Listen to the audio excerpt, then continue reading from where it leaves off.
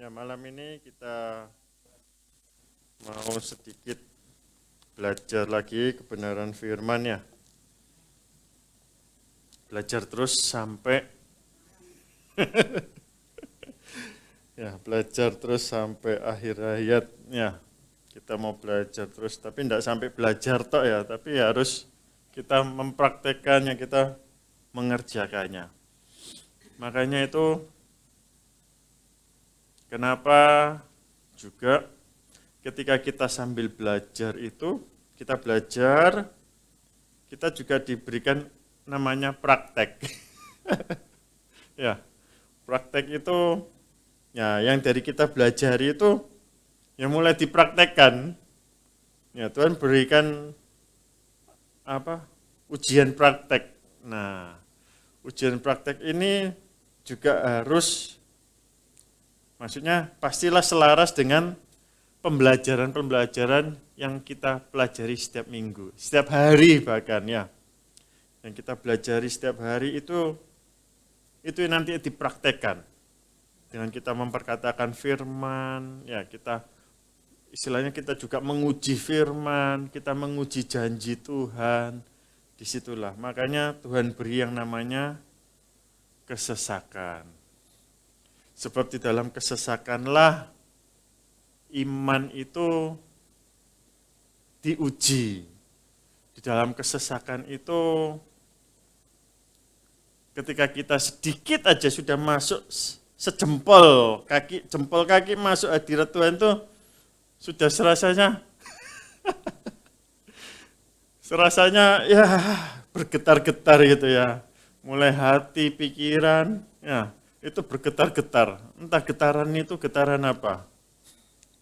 Getaran-getaran ya getaran-getaran ampun deh ya gitu ya. Nah, malam ini kita mau belajar mengenai bagaimana manusia itu sebetulnya, kita belajar ini bukan berarti saya yang lebih jago, ya kan? Sama kita juga sama, saya juga belajar, ya. Apalagi di saat-saat seperti ini, ya. Dalam menyampaikan firman itu serasanya gimana gitu ya. Karena ya tidaklah mudah dalam menyampaikan sebuah kebenaran ketika kita sedang di dalam sebuah, ya begitulah ya. Nah itu suatu hal yang tidaklah mudah, ya. Tetapi kita biarlah sama-sama kita boleh melihat kebenarannya. Kita melihat kebenarannya ini loh. Ya. Di mana Tuhan menciptakan setiap kita, tentu dengan setiap kita mempunyai talenta, tetapi Tuhan taruh satu yang sama di antara kita. Sehingga di dunia ini sehingga akhirnya begitu banyak hal-hal pemujaan. Yaitu yang Tuhan tanam di setiap kita yang sama, yaitu kehausan diri. Kehausan manusia itu untuk mencari penyembahan. Karena manusia itu haus untuk mencari sesuatu yang lebih tinggi daripada dirinya. Manusia itu harus mencari sesuatu pribadi, sesuatu halkah yang jauh lebih tinggi daripada dirinya. Maka ada yang memuja langit, ya, ada yang memuja bumi, ada yang memuja bulan, ada yang memuja apapun yang serasanya dinilai itu lebih tinggi.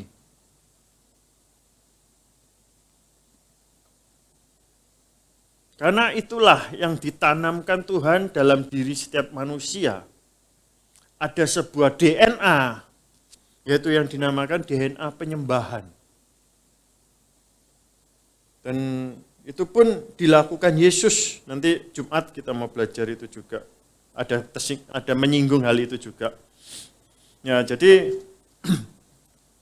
3 kali sharing firman saya ini bisa saling berhubungan.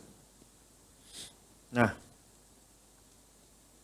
sebelumnya kita mau baca di Yohanes 4, di mana ketika itu Tuhan Yesus bertemu dengan seorang perempuan Samaria di dekat sumur Yakub.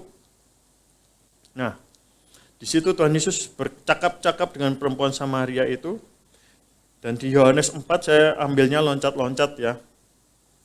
Tuhan Yesus ngomong, karena saya ambil inti yang saya mau sampaikan itu mengenai DNA penyembahan itu.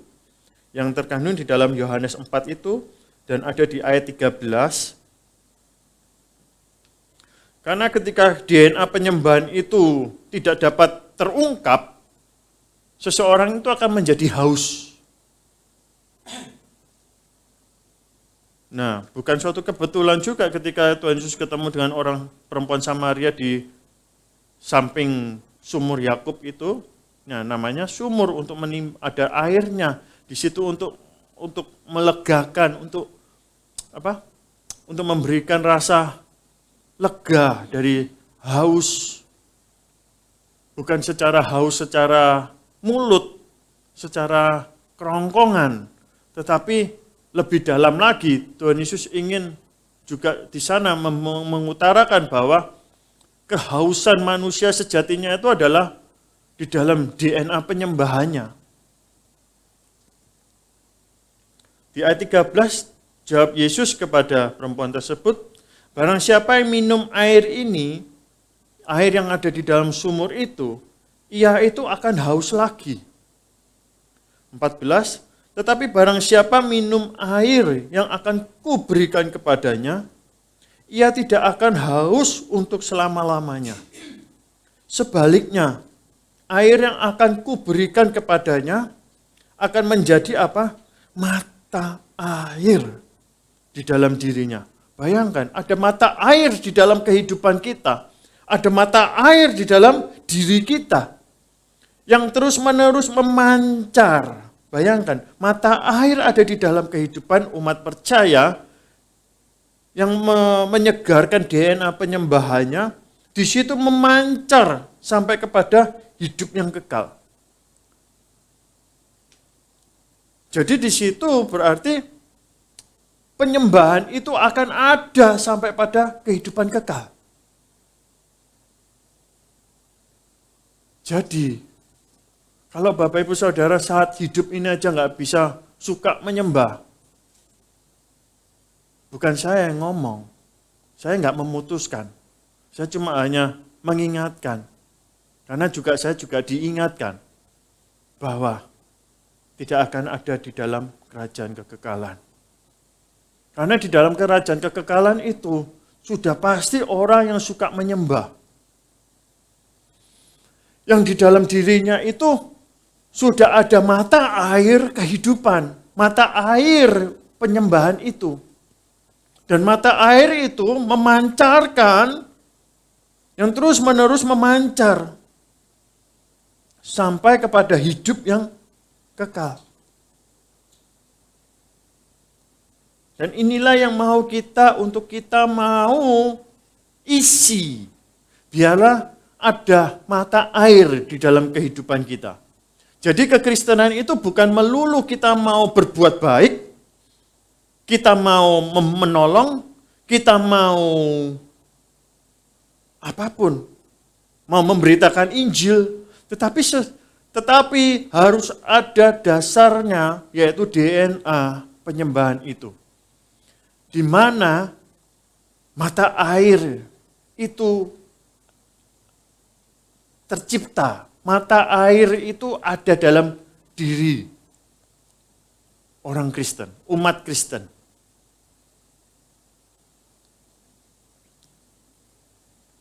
Dan kita loncat di ayat 21, kata Yesus kepadanya, percayalah kepadaku, hai perempuan, saatnya akan tiba bahwa kamu akan menyembah Bapa, bukan di gunung ini, bukan juga di Yerusalem. Bahwa kita tahu bahwa Yerusalem adalah pusat daripada peribadatan.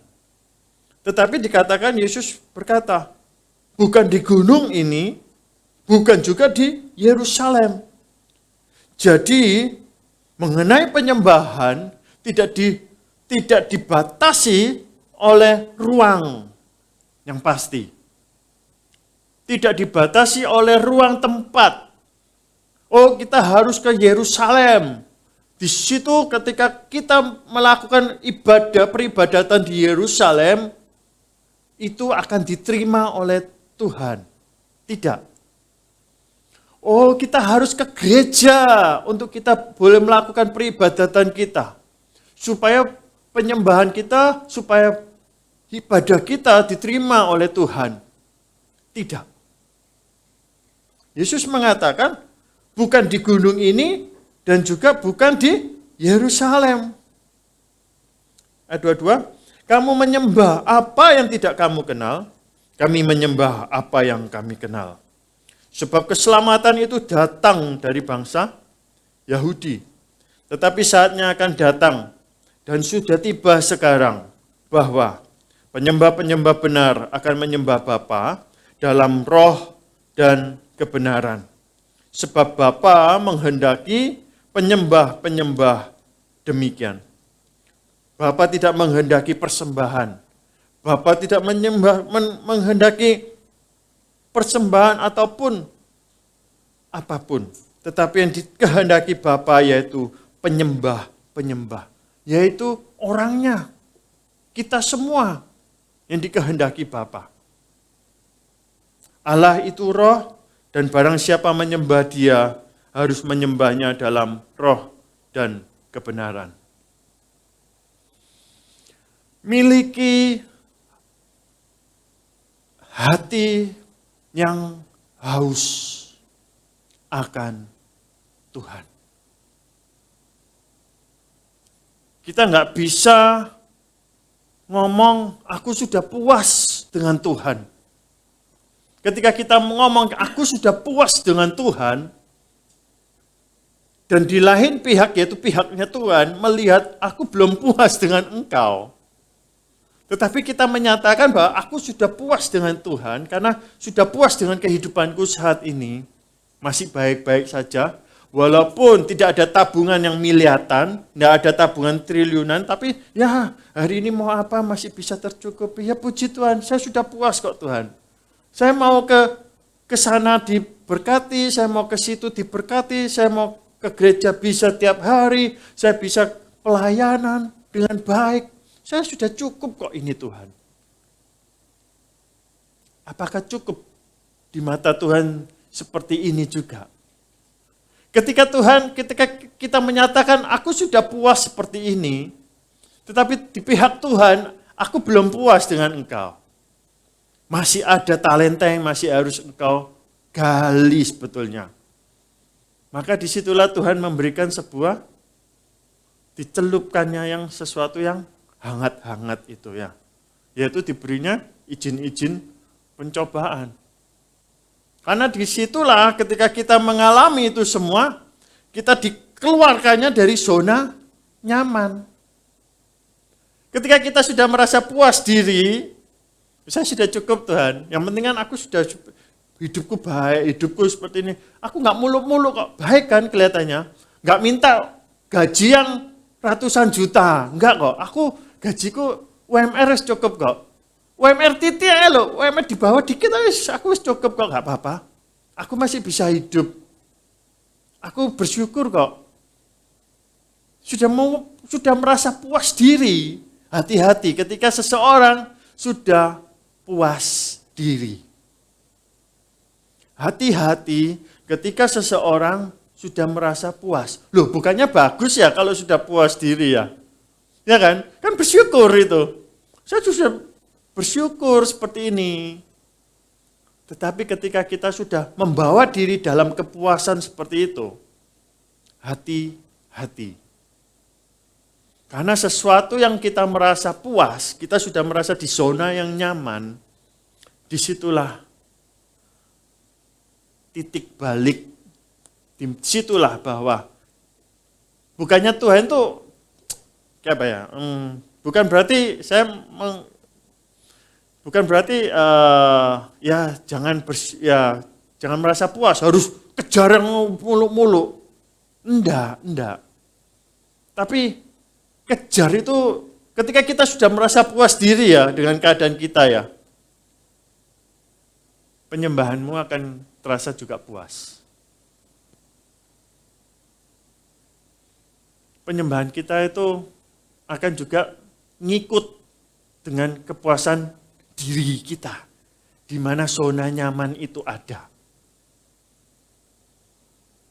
Tetapi ketika kita boleh semakin merasakan bahwa ketika di dalam kesesakan itu bagaimana, tadi yang saya katakan, masuk pintu hadirat Tuhan itu sudah sejempol aja loh, jangan setapak, sejempol aja yang masuk sudah mulai bergetar.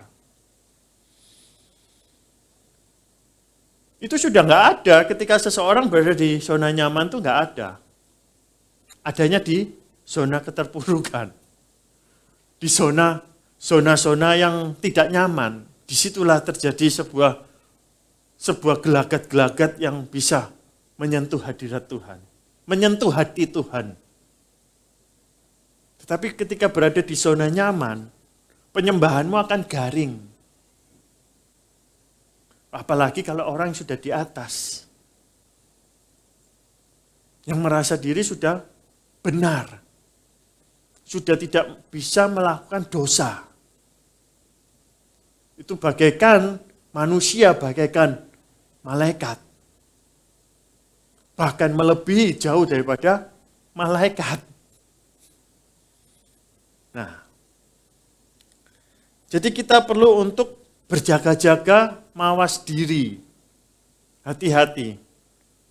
Jikalau saat ini mungkin di hati kita ada kata cukup. Bukan berarti kita akan mengejar dunia, tidak. Kita stop di cukup berkata untuk mengejar dunia, tetapi untuk perkara rohani, kita mau terus bekerja, mau untuk terus mengejar.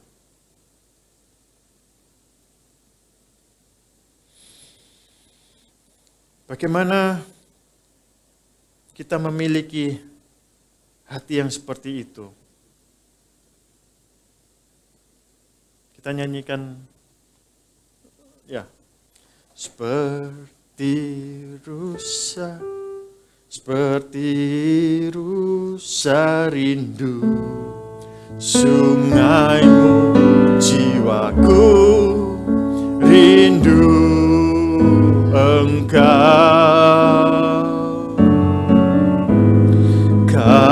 Kaulah Tuhan hasrat hatiku, ku rindu menyembahmu.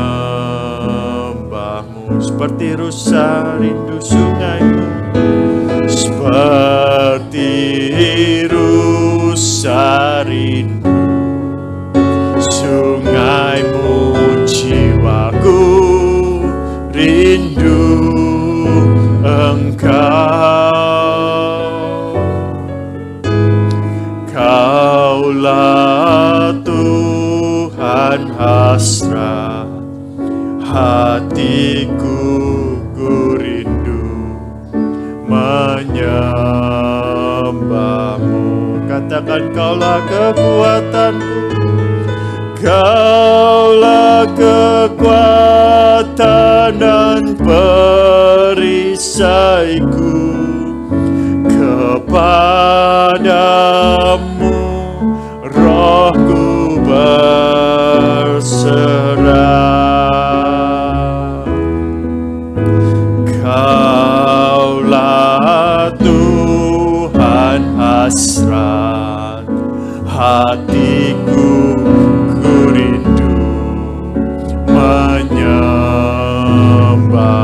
Kaulah kekuatan,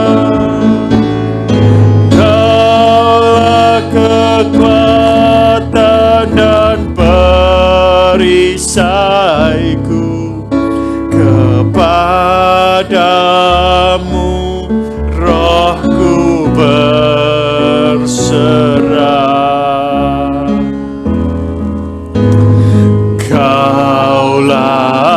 Tuhan hasrat, hatiku ku rindu menyembahmu. Sebut namanya, Yesus, Yesus, kau berarti bagiku.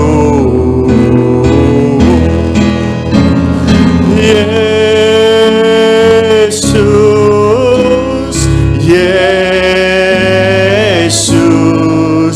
kau segalanya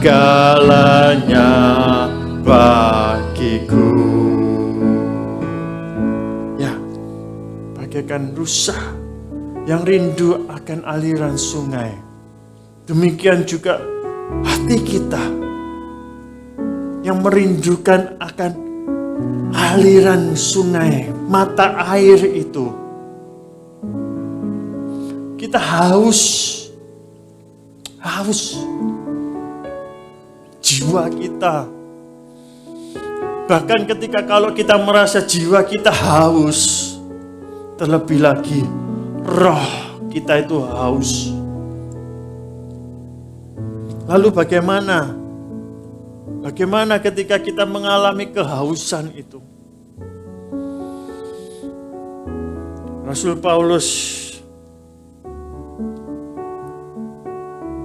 di dalam Efesus 5 ayat 19. Ini yang mau kita pelajari.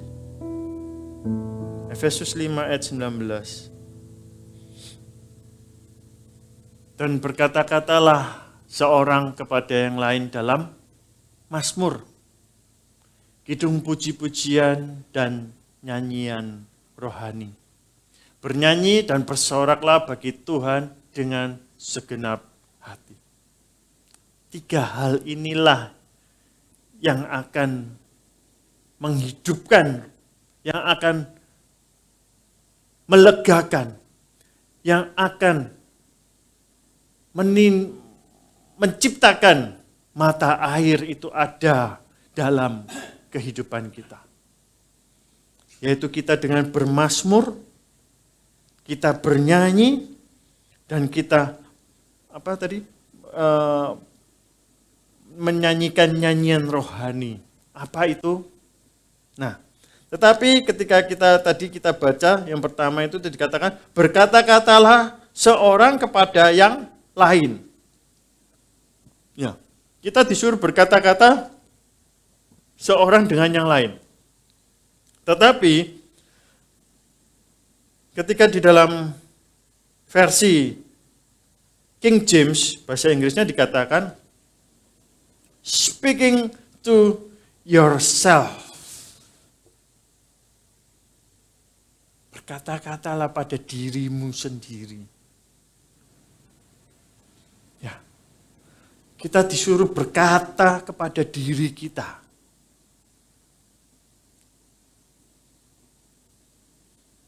Kita dengan mazmur, dengan nyanyian pujian, dengan nyanyian rohani, kita mau berkata-kata itu untuk diri kita.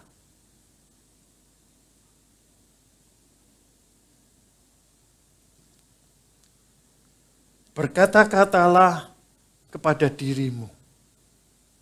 Makanya pemazmur Daud mengatakan, hai jiwaku, nah, mengapa engkau lemah, hai jiwaku. Pemazmur ingin menguatkan jiwanya. Demikian juga kita. Di zaman-zaman seperti ini, kita hidup hanya perlu untuk bagaimana kita itu bisa menguatkan diri kita.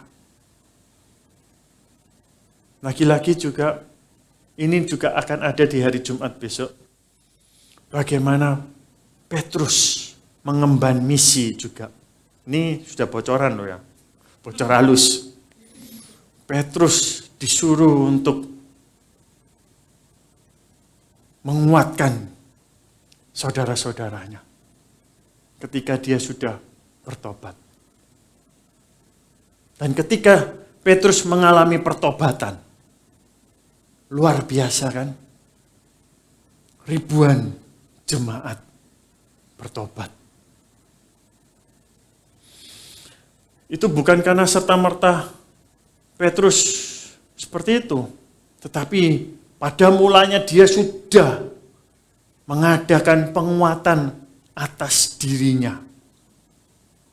Demikian juga kita. Dikatakan bahwa berkata-katalah kepada dirimu sendiri di dalam Mazmur. Hal yang pertama yang kita lakukan yaitu kita bermazmur bagi Tuhan. Apa itu bermazmur? Bermazmur itu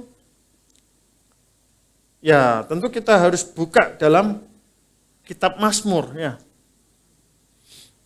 Mazmur 146 ayat 2.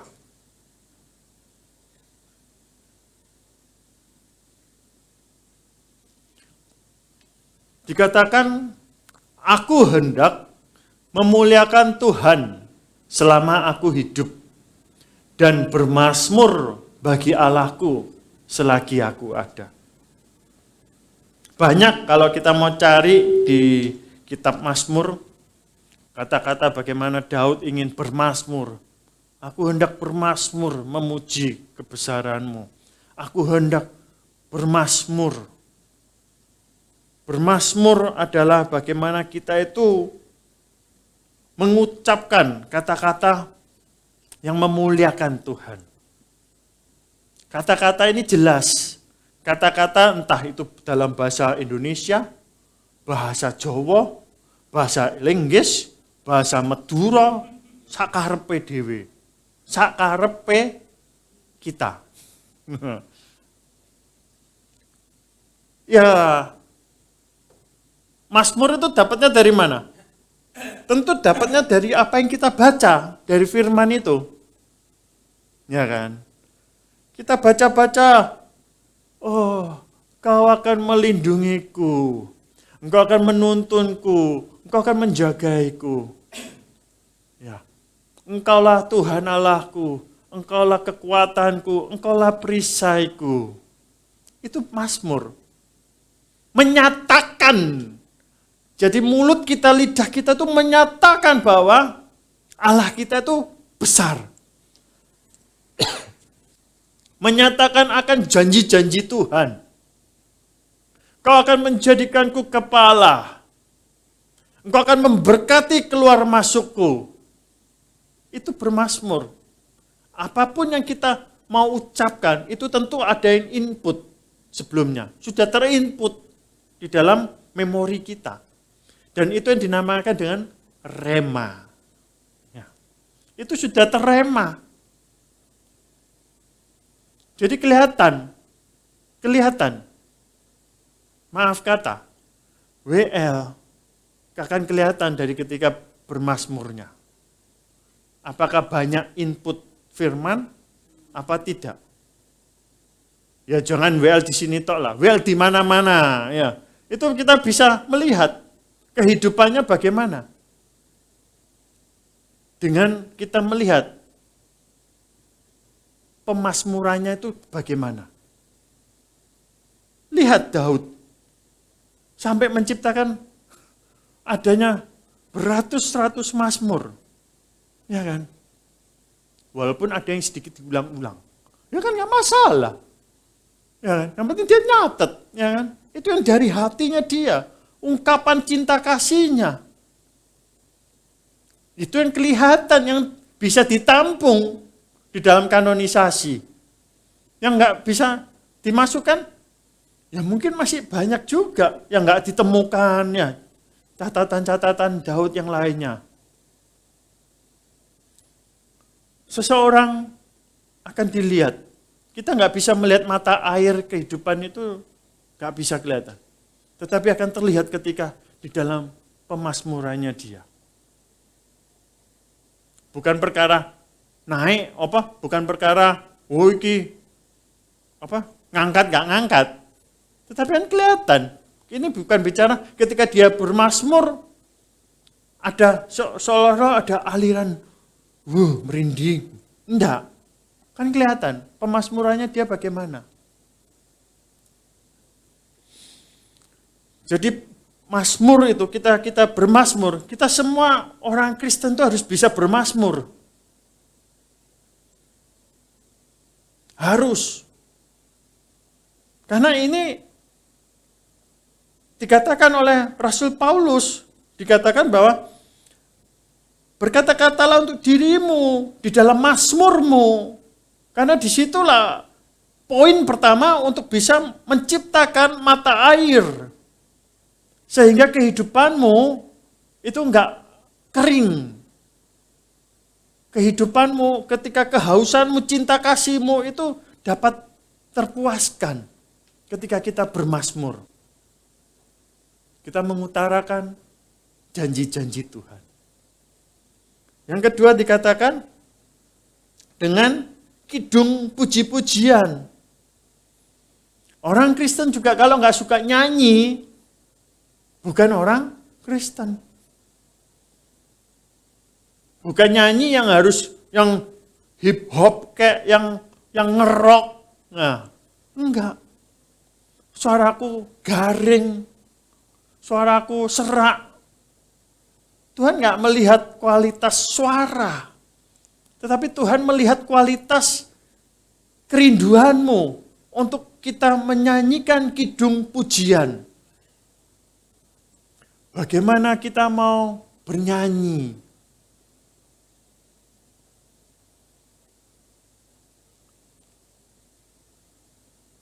Ketika kita nggak bisa nyanyi dengan mulut, kita bisa menyanyikan dengan hati yang bagaimana, yang hancur, hati yang terluka, hati yang ya seperti itu, bisa dalam kondisi yang terberkati juga bisa, ya kan? Dengan kondisi yang lagi tidak merasa diri tersiksa juga bisa. Jadi apalah arti kata kidung pujian dengan mulut. Tetapi ketika kita dapat menyuarakan itu dengan mulut kita, itu kita seolah-olah juga akan menyondingkan itu kepada diri kita. Makanya tadi kan dikatakan, berkata-katalah untuk dirimu sendiri.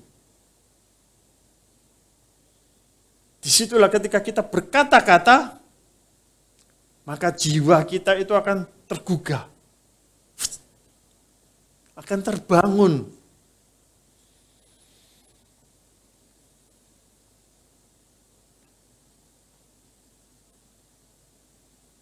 Dan ketika kita mau menyanyikan puji-pujian itu, di dalam Mazmur 145 dikatakan, 145 ayat 1,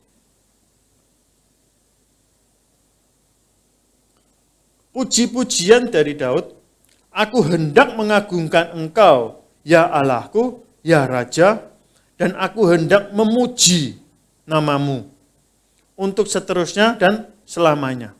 Di kata-kata memuji di situ adalah memberkati, meninggikan, mengagungkan. Jadi memberkati nama Tuhan. Ketika kita bernyanyi, menaikkan kidung pujian, kita memberkati Tuhan. Kita memuliakan nama Tuhan.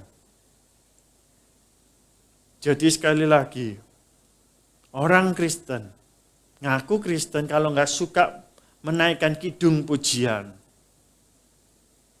coba diperiksa lagi, bukan KTP-nya ya, tapi diperiksa lagi imannya. Diperiksa lagi keyakinannya.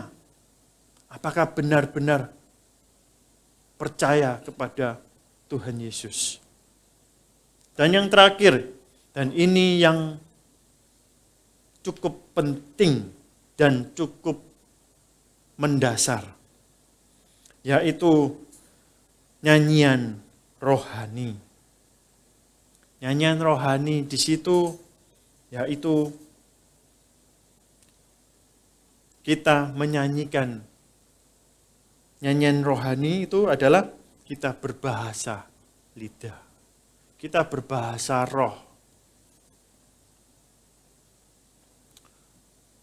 Berbahasa roh, bahasa roh itu adalah karunia.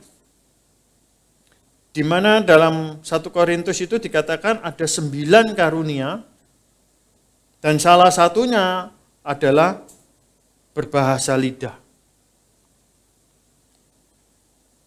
Di 1 Korintus itu nanti bisa dibaca ya, apa saja karunia-karunia roh itu di 1 Korintus 12 ya. Nah, tetapi di sini bahasa roh. Bahasa roh dikatakan di 1 Korintus 14, Paulus mengatakan apa? 1 Korintus 14 ayat 2.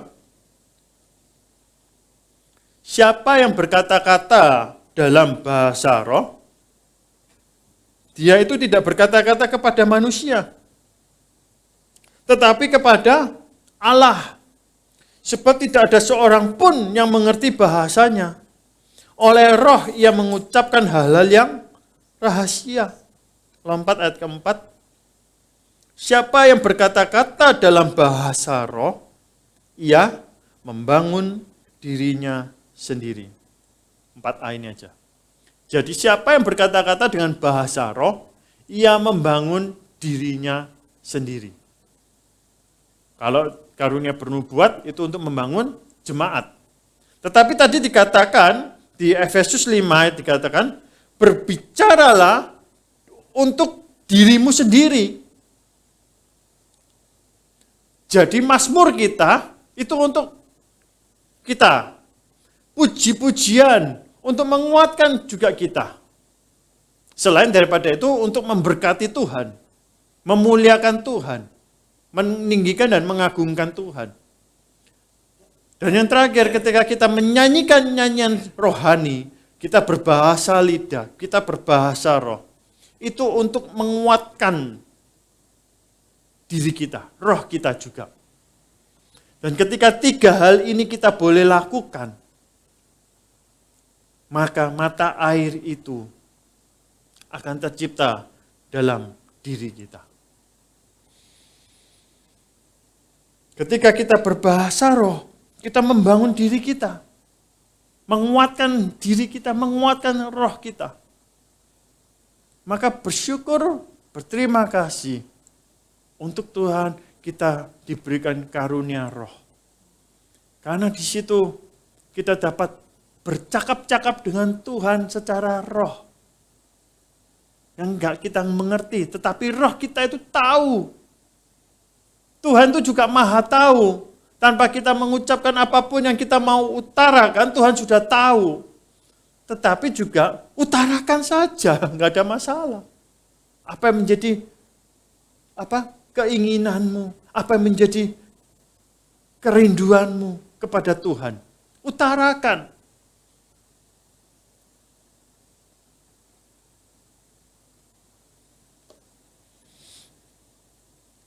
Diperlukan roh yang sehat, diperlukan roh yang kuat menghadapi akhir zaman ini.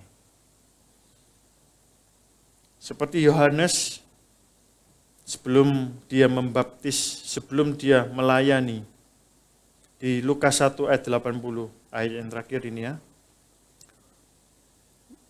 Lukas 1 ayat 80. Dikatakan bahwa mana? Lukas 1 ayat 80. Adapun anak itu bertambah besar dan makin kuat rohnya. Dan ia tinggal di padang gurun sampai pada hari ia harus menampakkan diri kepada Israel. Dan makin kuat rohnya. Yohanes ketika sudah kuat rohnya, dia akan menampakkan diri kepada Israel. Bayangkan juga Yohanes Pembaptis ini. Ketika dikatakan rohnya itu makin kuat, sudah kuat kan tentu dia sudah melayani, akhirnya terjun pelayanannya. Tetapi di tengah-tengah ketika dia berjumpa dengan Tuhan Yesus, dia mengalami sebuah tanda tanya besar. Dia nggak mengerti. Apakah engkau Mesias itu? Apakah kita harus masih menunggu lagi Mesias itu? Seseorang yang mempunyai roh yang sudah makin kuat, yang sudah kuat, masih bisa ragu mengenai Mesias. Petrus pun juga demikian. Apalagi kita. Apalagi kita. Kita masih perlu lebih dekat lagi dengan Tuhan. Jangan merasa diri sudah puas. Sudah cukup puas. Puas diri. Saya sudah beribadah, saya sudah menyembah, saya sudah melayanan. Itu masih belum cukup. Karena yang mau Tuhan yaitu tinggal selalu dalam hadiratnya selalu. Mari kita boleh semakin dekat, kita mau boleh semakin intim. Apapun kondisi kita mau terus melekat pada pokok anggur yang benar. Melekat itu melekat terus. Bukan melekat ketika dalam kesesakan. Melekat di dalam ketika butuh. Tetapi melekat ketika dalam kondisi apapun kita mau melekat terus. Biarlah mata air itu tercipta dalam kehidupan kita. Dan diri kita itu enggak kering. Malah kita boleh mengairi.